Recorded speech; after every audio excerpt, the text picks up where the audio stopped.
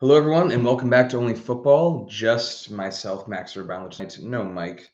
I'm gonna try and make it more of a thing where we're at least doing twice a week, whether it be myself by my solo or Mike's coming up for both of them.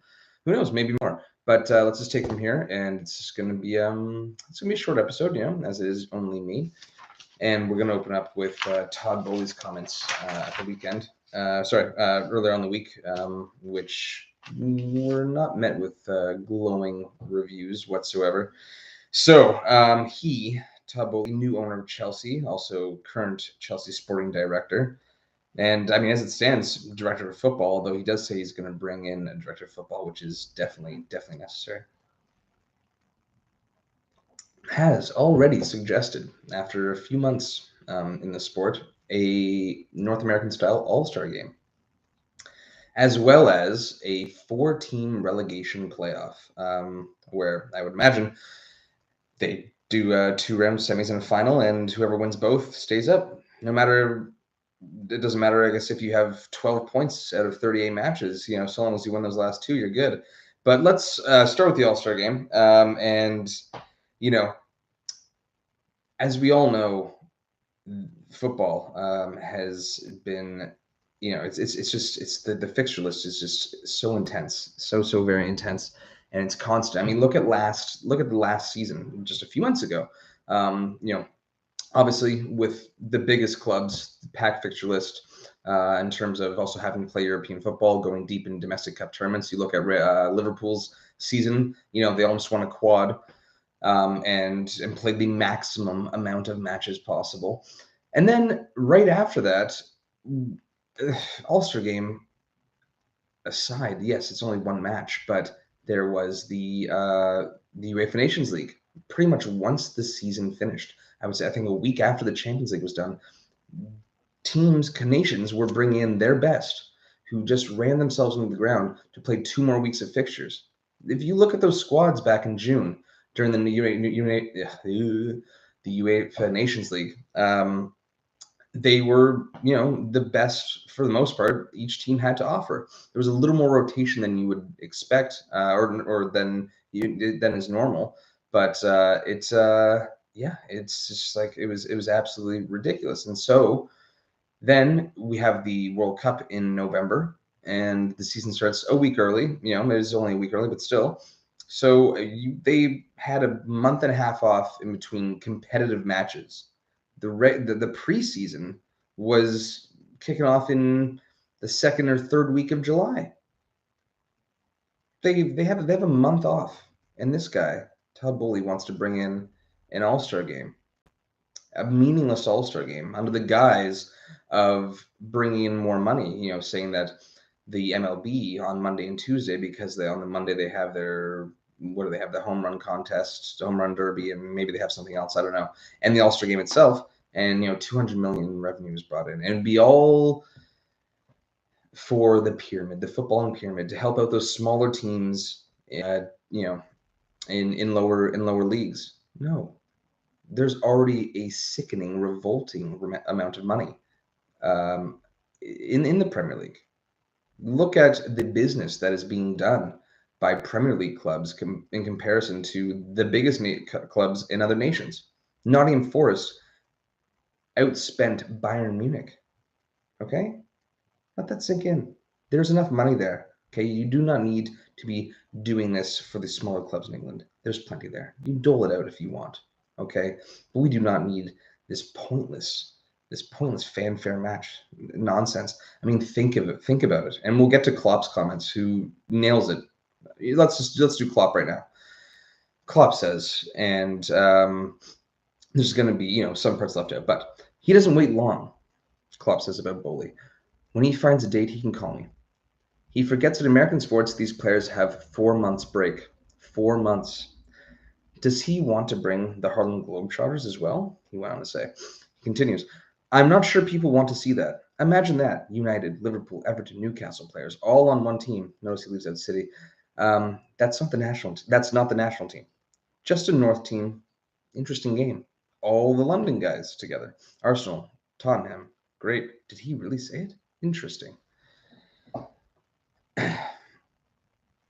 It's for me, it's already enough when let's take away this money grab that Todd Boehly's after obviously.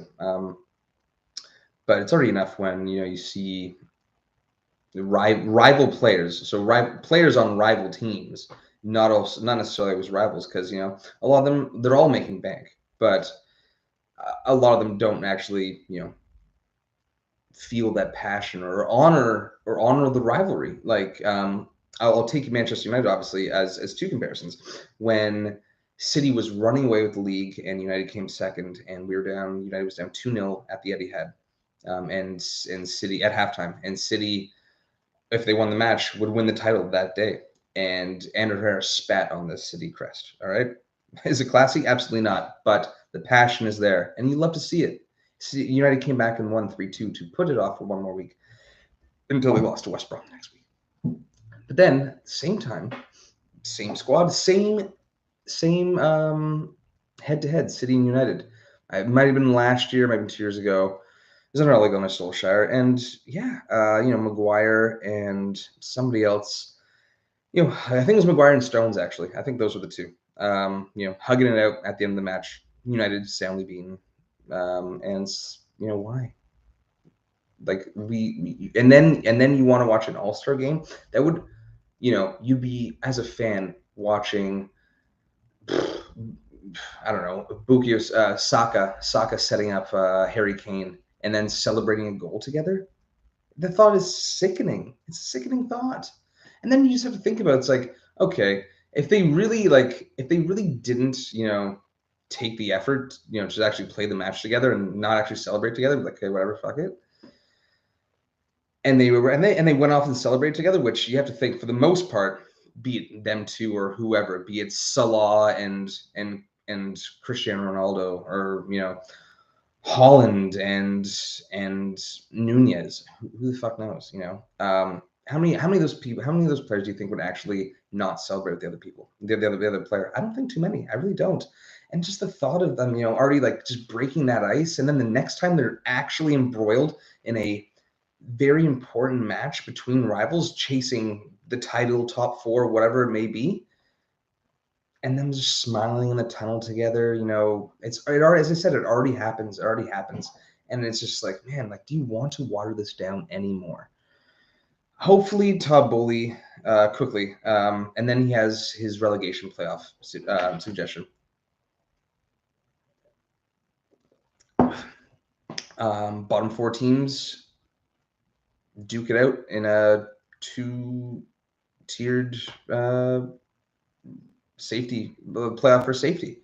And again, as I said at the beginning, it's like, imagine Derby from years ago. I think what they put up 11 points in the season, setting a league low, and then they sneak 2 wins. Come on, you're done. Other countries, Germany, France, the Netherlands, if you finish third last, you're in a playoff with third place of the second tier. All right, or whoever wins the second tier's playoff, and then you do an aggregate two-legged aggregate, and that's fair because they're smaller, not necessarily on the, like, they're not necessarily physically smaller, but they don't have as many leagues and as many teams, so they have that, and that's understandable. That's one team. Two are automatically relegated. England doesn't need to do that. Spain and Italy don't do that. All right, bottom three, you're gone. It's done. It's over. And the suggestion of that is just, it's repulsive. Like, that pyramid, the footballing pyramid is perfect. I was talking about to one of the regulars today. He brought it up. Said the way that structure is day one, the matches are important. You look at European football. Sorry, you look at North American sport, and you can check out. You can check out for the first 80% of the games. And for basketball and hockey, there are 82 games. Until you really need to, yes, okay, you love the sport you watch, but it doesn't matter if you lose in November. It matters if you lose in August. If you're a title chaser, all right? It does. Look at Liverpool right now. They're struggling. They are struggling bad. They are dropping points all over the place. And, going into the season, most would think City, yes, are the favorites, but Liverpool will be the number 2. Liverpool, right now, are most likely out of this title race. It looks that way. Most people wouldn't even consider that. Ask around. Ask anyone who knows football right now. Who's winning the Premier League? City. Everyone's going to say City. It's done. It's done. Hopefully it's not. Hopefully we do get a title race, and that's great. But that's the importance of each match in European football.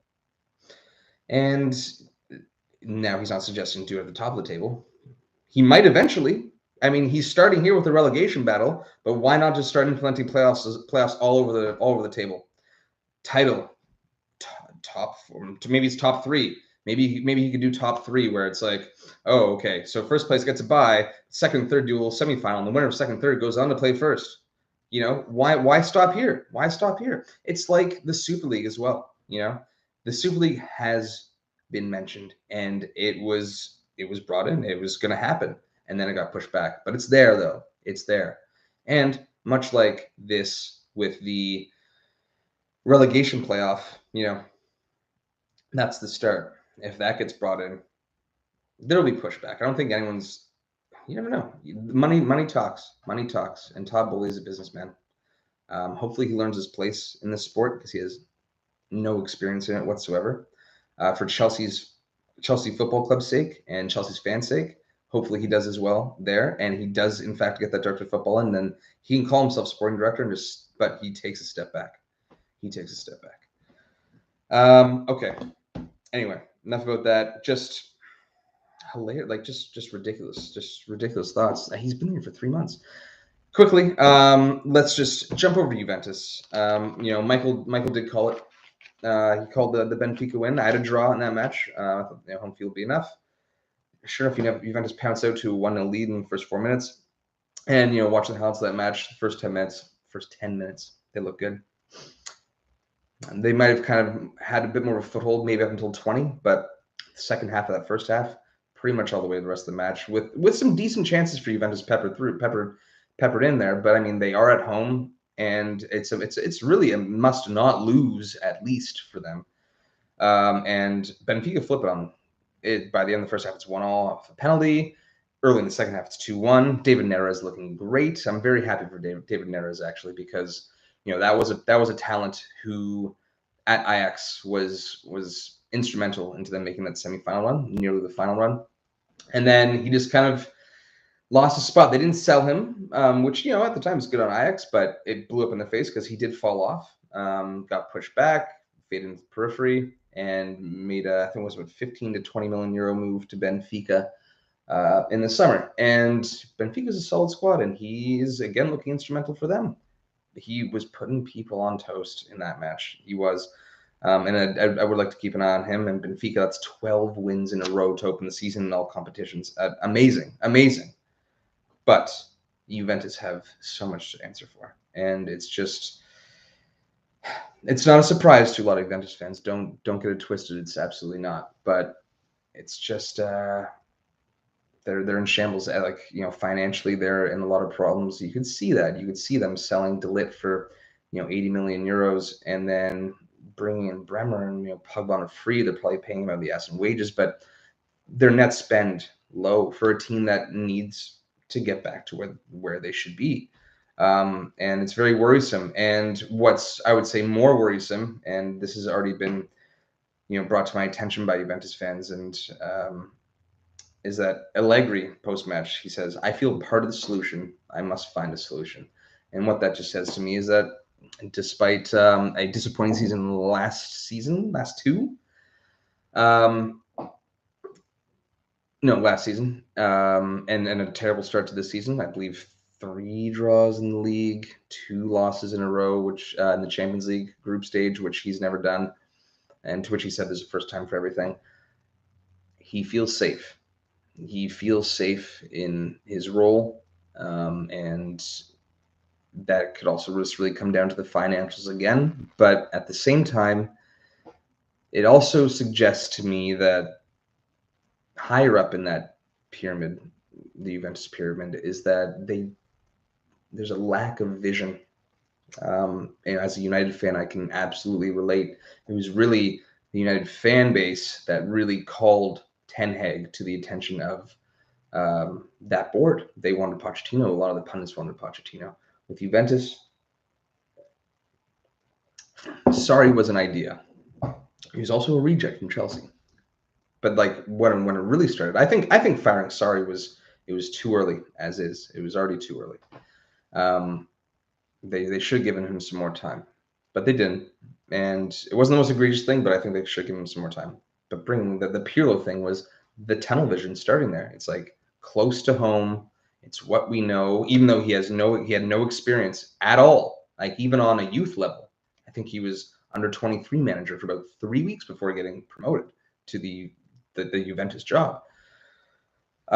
So and then that doesn't work out, and then you bring Allegri back.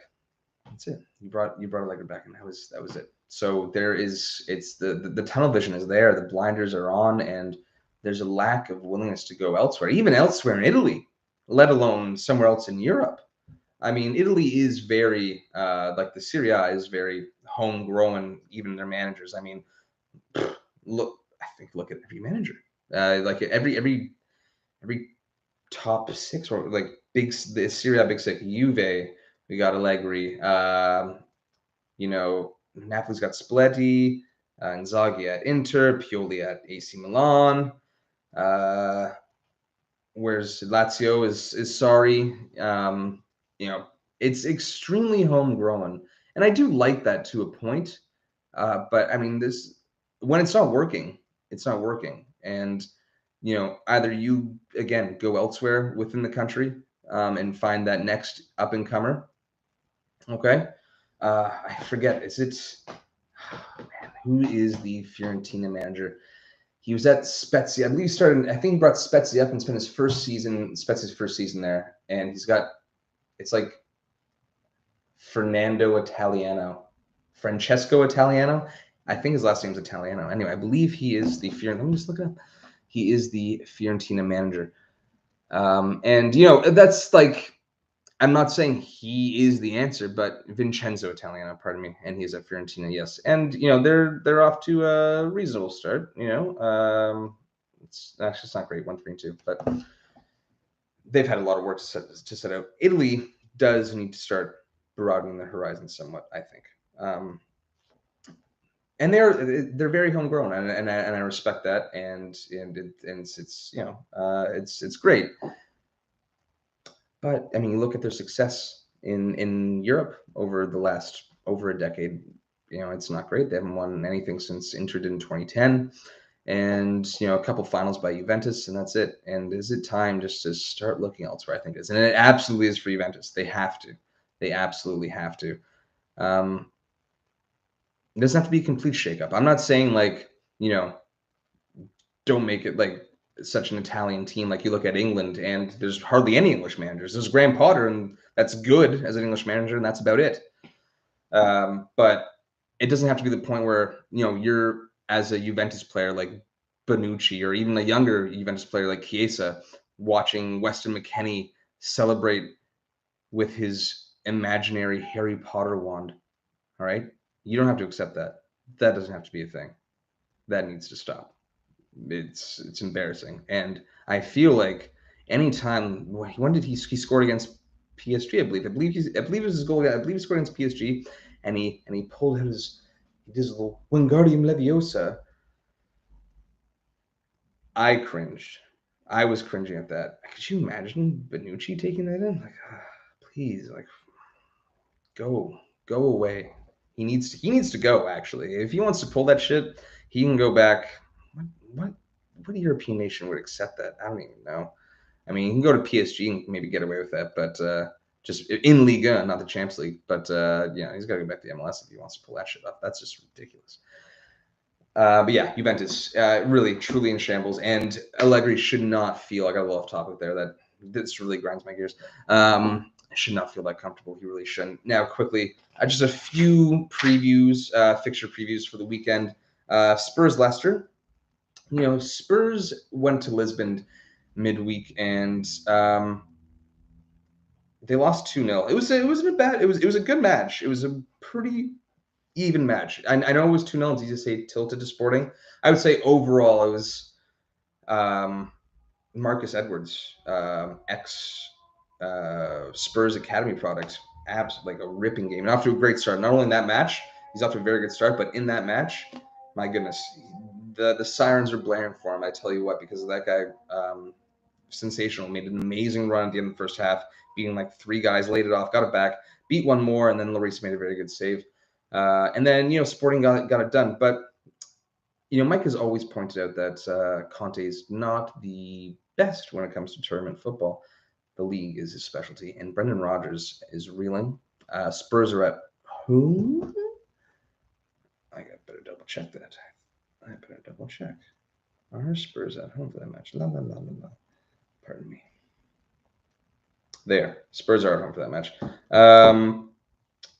And I think the depth is there now, more or less. Like they could definitely add some more pieces. Spurs, that is. And yeah, Leicester, some financial issues which I need to look into. Not buying anyone. Does Brendan Rodgers? I think Brendan Rodgers, despite barring an absolute thrashing of like 4+ goals, 3 might be a stretch actually. But barring a thrashing, I think Rodgers gets one more match after this. If they don't get a result in this at Spurs, they're generally high scoring, but I'm going to go 2-0. I think Conte again he's getting some good performances out of Eric Dyer. Holding the hands up, he's doing a little bit better. They still need to bring in 2 defenders in my books, and there's no question because you don't want, like, Dyer gets hurt and he's your starter. You really want Dyer to be your backup in case one of your prime center backs gets injured. But he's getting good performances out of players. And apart from Son, I think I've been saying for a couple weeks now, he keeps starting match in, match out. I think he's got to get benched. I think he absolutely gets benched. And Conte did say after the Sporting matches that he is not undroppable. So we'll see what happens there. I absolutely think for Charleston and Kulusevski should be starting behind Kane in this one. It's no slight on Son. He just needs a kick up the ass. And these guys both deserve to start. They've had great starts this season. Kulusevski, especially hot at the gates, like immediately when Charleston was more coming up the bench. And then Richarlison, getting 15, 20 minutes off of Son in the first couple matches and really putting in great work, doing it again. And now he's doing it into the starts too. So, and pushing Kulusevski out. For me, it's got to be Son. I'm going to go 2-0 Spurs in this one. Leicester up against the wall, completely up against the wall. It's not good. It's really not good. Midfield battle could be interesting, but I think like Ndidi is basically, with Fofana gone, is more or less a center back now, and that's just such a huge loss for them. A huge loss for them in the midfield. We'll see. And you know what? Yeah, I think that's what's going to happen there. They have this new guy, Wout Faes. That's right. That'll be interesting to see. I forgot about him. So the replacement so maybe indeed he does start, but he's also been out of form. He's also been in the midfield. He's also been out of form. So, but Wout Faes, I'm sure I'm pronouncing that incorrectly.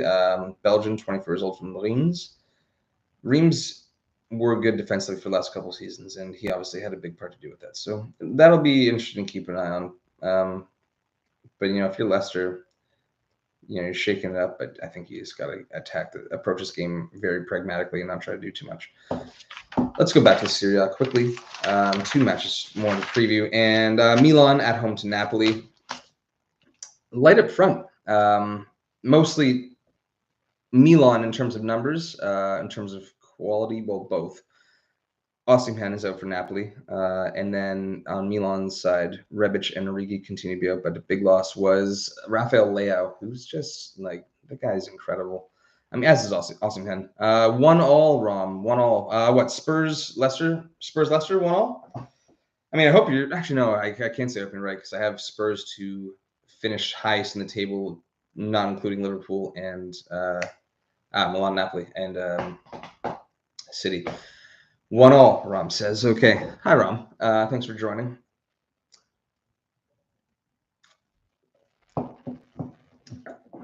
Now, I was leaning on a 1-1. I really was. quickly back to I mean, Osimhen has been great too, but Leo really got to be pushing. He's pushing for that starting spot for Portugal in the World Cup. He's been great. He's been great since they took him as wasn't Leo sent off in his last game. Yes, so yes, he was. He got a second yellow for it was an accident. He went for a bicycle kick and booted the defender in the face while he was already on a yellow. Took the second yellow and was very gracious about it. He took the yellow and then checked in on the defender. You know, gave him a hug. They were all good, and he took it well. There's nothing he could do about that, and it was very unfortunate. And it's a shame he's going to be missing this match. But I mean, the guy is just in like red hot form. It's absolutely absurd. And I got to say, like for me, he's got to be starting for Portugal off the wing, come the World Cup. There's no doubt. There's absolutely no doubt. Big loss. Now 1-1. I was there on a 1-1, but I have to say, it's like I say it every now and then, is that Stefan Pioli has done a really good job. I thought he duped a lot of people, keeping that Milan job when he came in as an interim. But sure enough, he has not. Clearly winning the Scudetto. And I think he's going to approach this game very pragmatically and not give up anything. I think that's the plan here. You know, defensively they're very sound. Tomori and Kalulu have been an excellent pairing. Hernandez and Calabria as well, bombing. But I think you kind of pull those two back a little bit in this match, Hernandez and Calabria. And just, you know, obviously when the space is afforded, do it, but don't push it.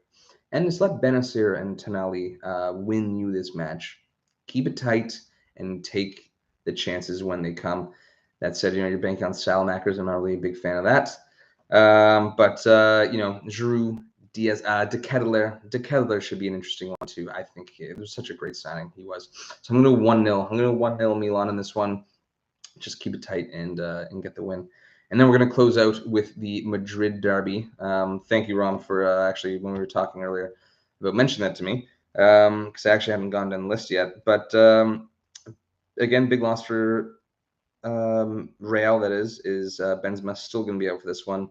And, you know, Jimenez and Savic out for Atletico, which, you know, you're kind of a little more fair weather. You might not say that is a problem for them. That could be a problem for them, but they were not great last season, and I think, you know, it's time for them to be replaced. They need to be there, but and, you know, maybe using Axel Witsel as a makeshift center back isn't the long-term solution, but he has been doing a very good job there in the meantime. And, you know, I was surprised that Atletico lost 2-0 to Leverkusen midweek. That said, it's on the road, it's Champions League, it's a different tournament. Atletico have been off to a good start in that Liga. And I actually, I find I love Aurélien Tchouameni. I would have loved Matt United, but I don't. Rom says 0-0 or a 1-0 to Real. It's a lot of there's a lot of pressure in this match. It's a lot of pressure. Now he has been playing match in, match out. He's been putting in good performances. It's a lot though. You know, I think losing Casemiro, it was always a weird one for me. I think it was, to me, you had two lines of the experienced with Modric, Kroos, and Casemiro, and then you had Valverde, Tchouameni, and Camavinga to rotate in and out whenever you saw fit. But it's still a lot of game time for Tchouameni at such a young age.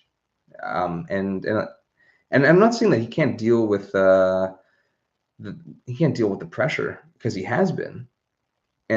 But it's just a lot. It's a lot at once. So I think Atletico at home with a set, you know, in good form, kind of finding the rhythm again.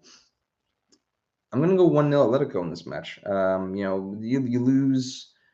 They set up defensively. They can suffocate. Modric is going to have to, I think, you know, pick some passes. I think it's going to be a you know, moments of brilliance if Real are going to put this out or get this done. And I think, you know, Atletico can suffocate them very well, especially without Benzema there.